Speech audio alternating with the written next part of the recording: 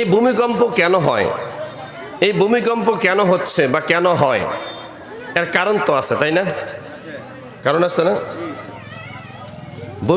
ভূমিকম্প হওয়ার একটা না, কিছু কারণ আছে। এর মধ্যে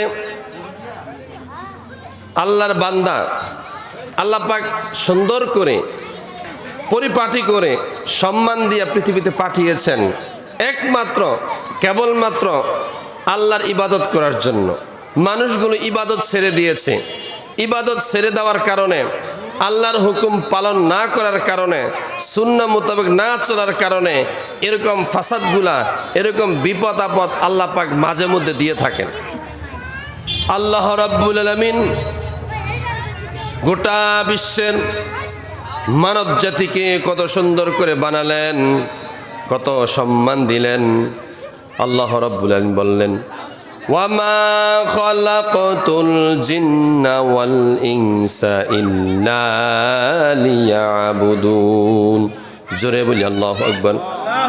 আল্লাহ রাব্বুল আলামিন বললেন, আমি রাব্বুল আলামিন মানব জাতি জিন জাতি উভয় জাতিকে আমার ইবাদত করার জন্য, দাসত্ব করার জন্য আমি রব্বুল আলামিন আমি পৃথিবীতে পাঠাইয়া দিলাম। সুবহানাল্লাহ।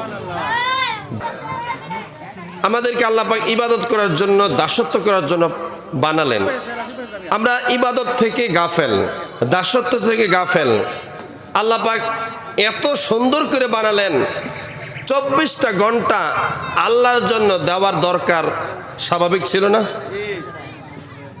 আমি আপনি যদি কারো আন্ডারে চাকরি করি, যদি বলে যে তোমাকে 8 ঘন্টায় চাকরি করতে হবে, যদি আপনি বলেন না বস আমি 5 ঘন্টা করব, আমাকে আপনাকে রাখবে? রাখবে না। কেন রাখবে না? কোম্পানির রুলস হচ্ছে 8 ঘন্টা ডিউটি করতে হবে, কিন্তু আমি আপনি 8 ঘন্টা করতে রাজি নই, এই জন্য আমাকে আপনাকে দিবে, চাকরি দিবে না। আল্লাহ পাক পৃথিবীতে আমাদের বানিয়েছেন, পাঠিয়েছেন, সম্মান দিয়া, ইজ্জত দিয়া চমৎকার করে বানিয়েছেন। আমরা আল্লাহ পাকের ইবাদত তো করিই না, বরঞ্চ কিছু কিছু নাস্তিক আছে আমাদের দেশে, তারা বলে দেয়ার ইজ নো গড।